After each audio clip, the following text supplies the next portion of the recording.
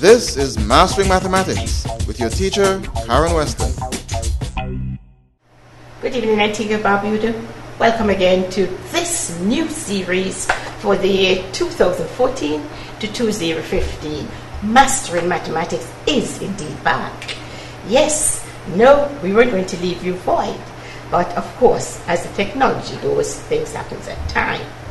We are here today because we know we cannot afford to leave our students unattended when it comes to mathematics. It is a program sponsored by the Ministry of Education using its EBU unit, Center for Mathematics Education.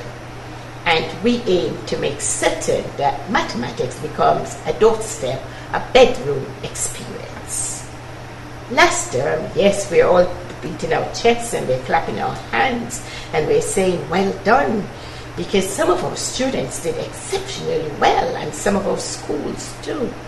And we'd like to congratulate all those, especially those caregivers who actually assisted us in terms of the mathematics program. I think of Thomas and King, I think of Mr. Collins Center, I think of Patrick Lake, and I think of all those who we're not even aware of, because I passed through Freemansville and I see a little school going there too. And all those principals, headmasters, teachers, parents, everybody was involved to make this a resounding success for us here in Antigua, moving our profile from 27.2% to one of 43.3%. But the nut has not been cracked as yet. We still have a lot of work to do because we aim to make that another 20% increase. So are you going to be with me? I have to thank the people at the Antigua Grammar School too, and at the Antigua Girls High School. We don't take them for granted. These people have to work just as hard as any of the other teachers. And Melissa Ladu and the gang up at the Antigua Grammar School, thanks for increasing that from a 60-something% to an 80-something%. And the Antigua Girls High School, thank you very much for maintaining your standards of 84%, but we want you to go further than that because we know you can. And everybody else, thanks for the little increase we had, but we are going to push on because we can do further.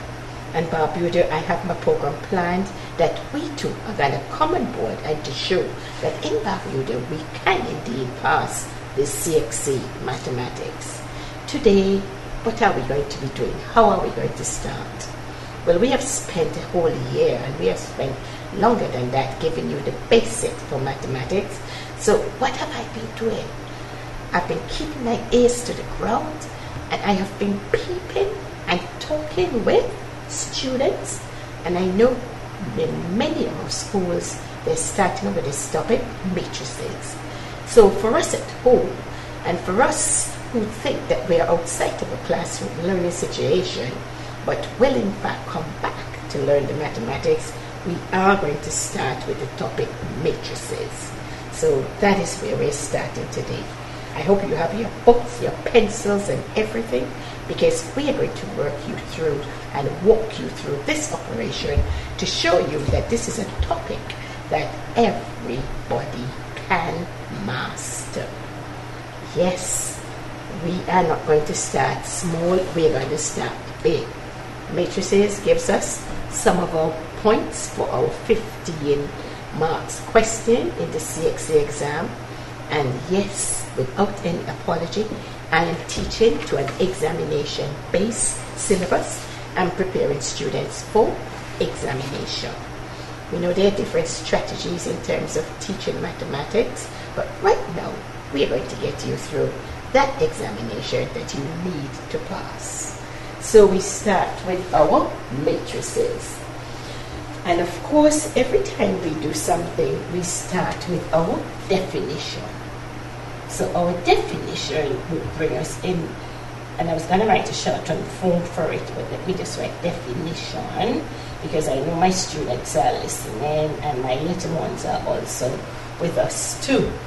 And in the meantime, just before I start matrix, let me tell my primary school children, I have taken one of the exam questions for this year, and I have it here on the board. And I want you to be working this while I engage the adults with the matrix topic. It says we have 4 cards. The numbers are 5, 9, 2, and 4. 5, 9, 2, and 4. The questions. And we want to ask you, what is the largest possible odd number that you can form using numbers here? Secondly, we want to ask you, putting only 2 cards together, what is the largest possible square number that we can form? And thirdly, we want to ask you to arrange the number cards to construct a subtraction problem to give the largest possible answer. So here we have your work set aside for you here. They have given you 4 cards, and it is 5, 9, 2, and 4 in no particular order really. You can arrange them for yourself. And the questions are, what is the largest possible odd number that you can form? Second one, putting only 2 cards together, what is the largest possible square number that you can form? And thirdly, arrange the number cards to construct a subtraction problem to give the largest possible answer. Okay? Now, we get back to our topic of matrices, and we're going to start with our definition for a matrix. And the first thing we say that a matrix is an array of numbers.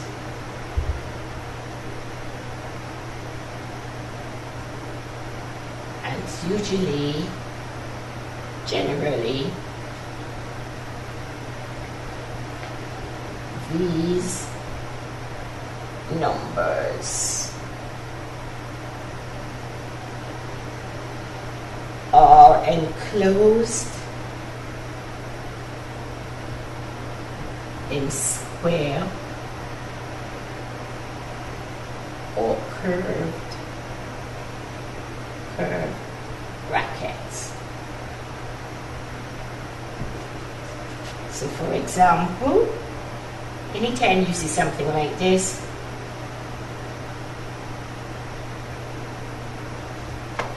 that we see represents the form of a matrix. It is an array of numbers, and they're usually enclosed in square or curved brackets. Now, what do we know about it? There are 2 terms that we use when we are talking about matrices, and these words are rows and columns. Rows and columns. Alright? So, every time we look at the numbers and we look at the horizontal aspect of it, so going in that direction and in that direction, these are called rows. So that is row 1, and this is row 2. Row 1 and row 2. So the horizontal position. Okay.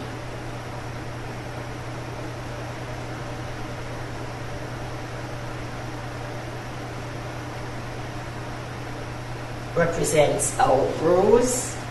And then, when we start looking now vertically, I didn't want the same color, we start getting vertically, so we can go in this direction, down, down, and down. We call these columns, okay? So anything like this would be called columns. Right. So we have two terms that we're using. So our vertical, okay, vertical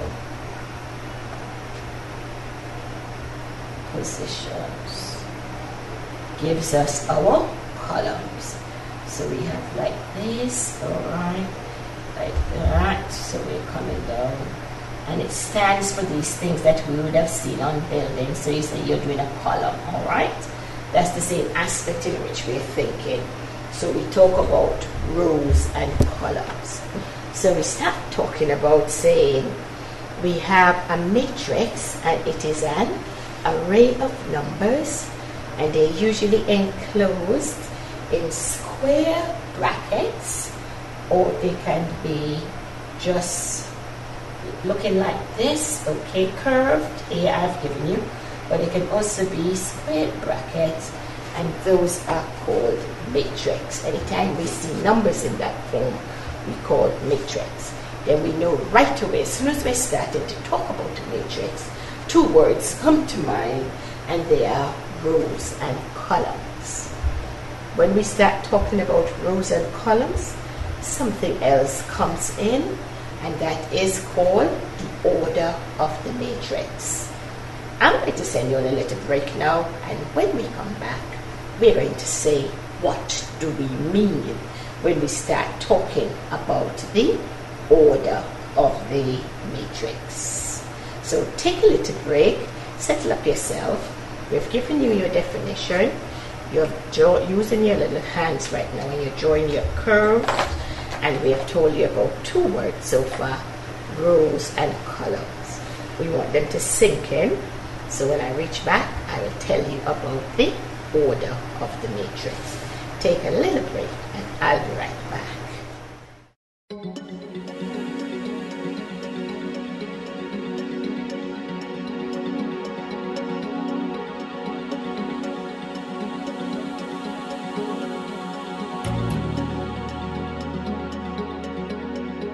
Don't look on what I cannot do. Focus on what I can do.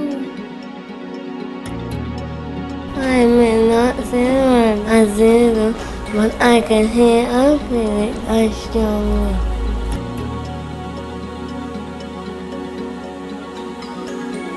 I may not hear, but that does not and should not affect my ability to learn and to function in the real world. I am a gifted student. I need the opportunity to soar. Support me in my climb to higher levels of learning.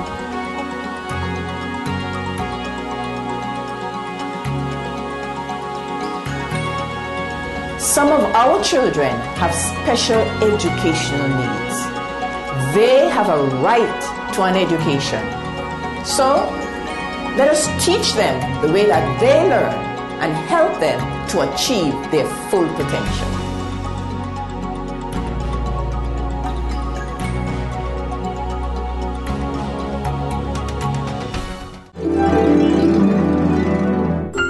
Carefully read over the sections of your textbook assigned by your teacher and look carefully at the sample problems. Decide if you benefit more by reading before or after the instructor covers the material.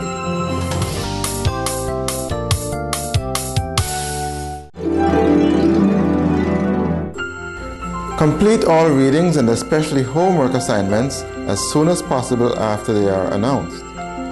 And definitely complete all assignments before new material is covered. This ensures that the information is fresh in your mind and linked to more basic concepts previously learned. Do your assignments early enough to allow you to get help with the things you do not understand.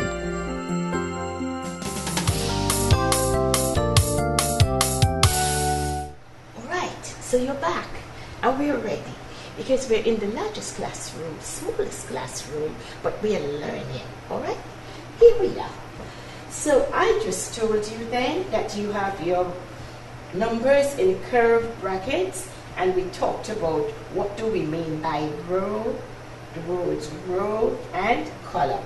So just as how we have first row, second row, this is also how we have first column, second column, and third column. Okay, so while we're sitting, we start talking from the right. Okay, so we have our first column, second column, third column. All right. When we start looking at any matrix and we see the number of rows and columns, we get into an avenue where we are talking about the order of the matrix. The order of the matrix. Okay? The order of the matrix. So we're going the order of the matrix. Okay? Now, what do we mean when we start talking about the order of a matrix? And it says the order of a matrix tells of the number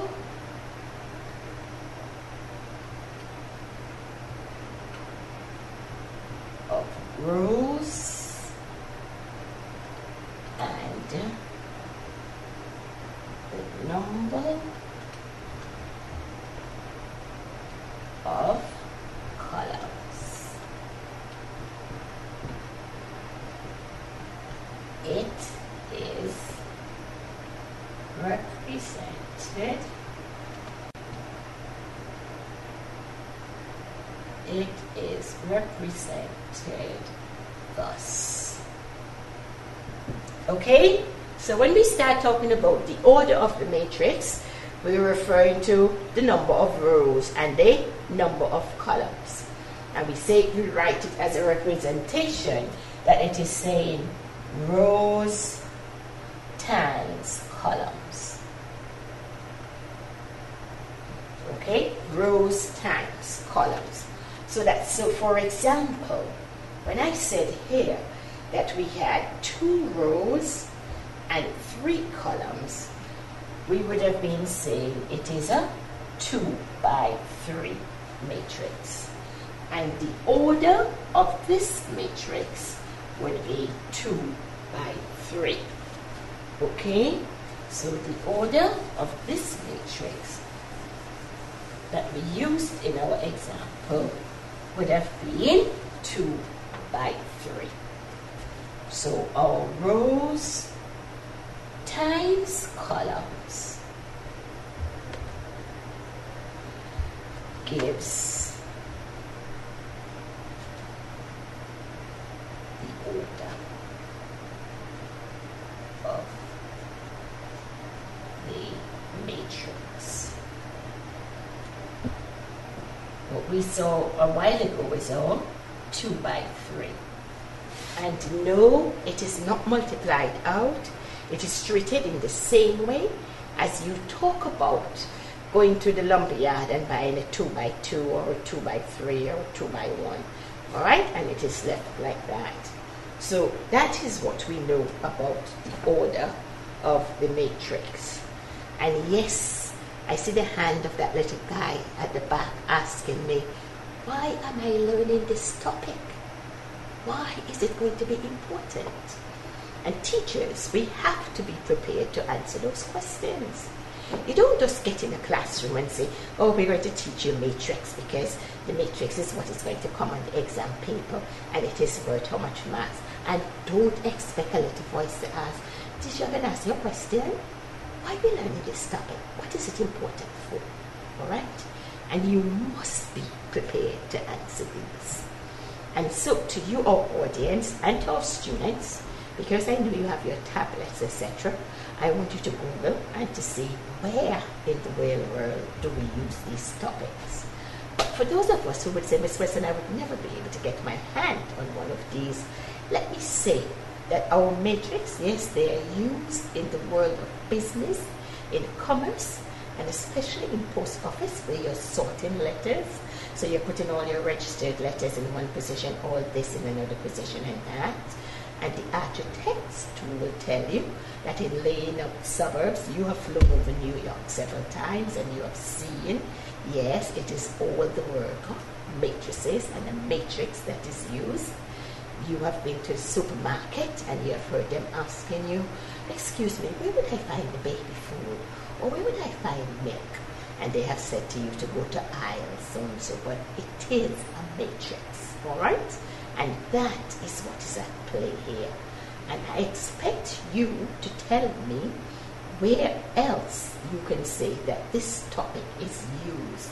Because of course, those of you who are going on to higher learnings in terms of civil engineering, etc., you can tell me again where this sort of information and what it plays in that profession.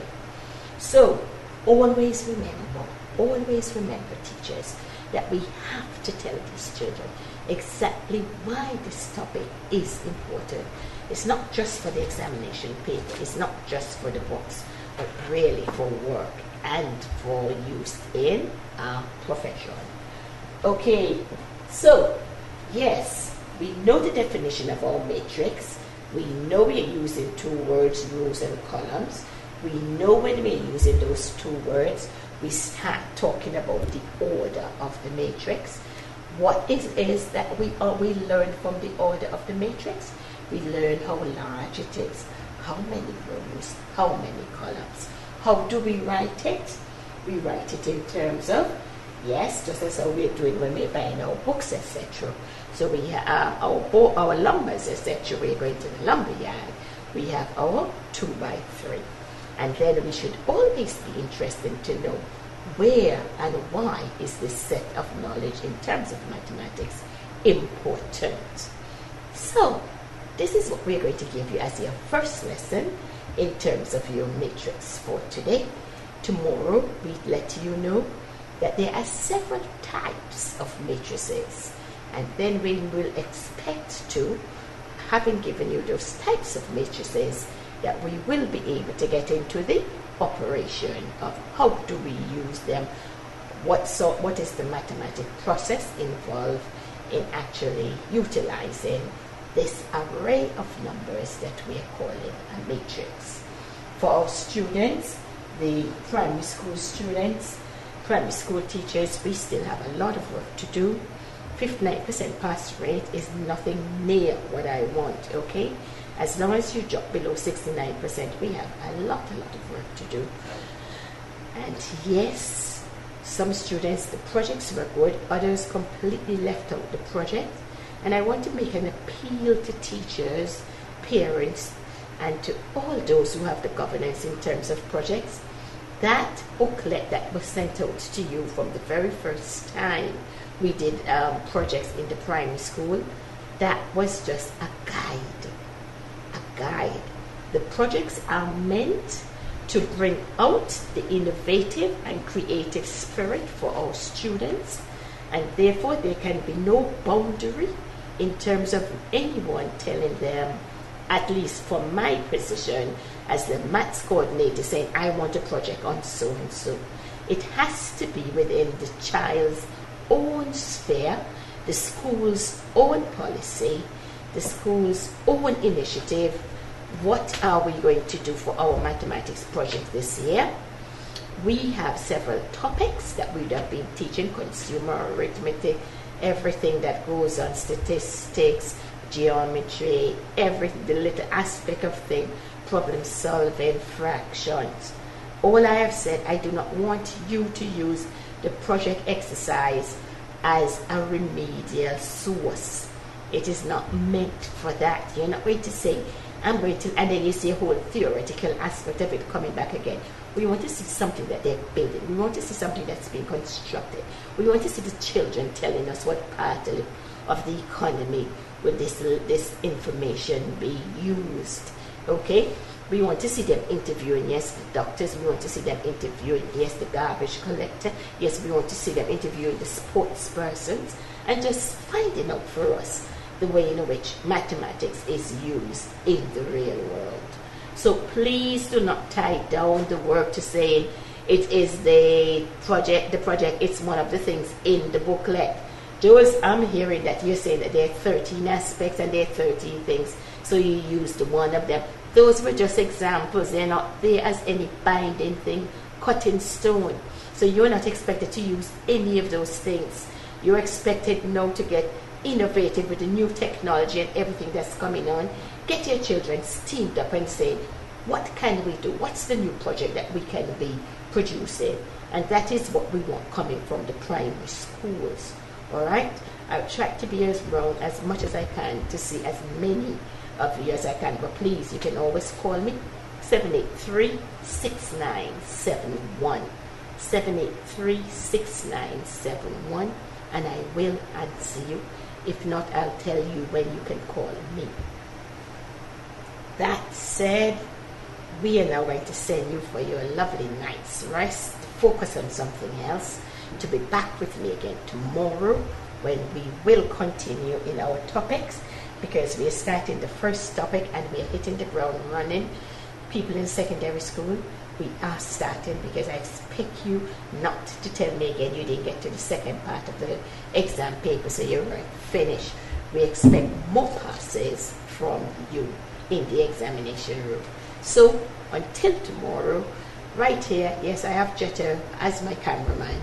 Until tomorrow, it's from all of us here at ABS Television. This is Karen Weston saying, enjoy the rest of the evening. Join us next time for another in the series, Mastering Mathematics, a production of the Education Broadcasting Unit in the Ministry of Education and ABS TV.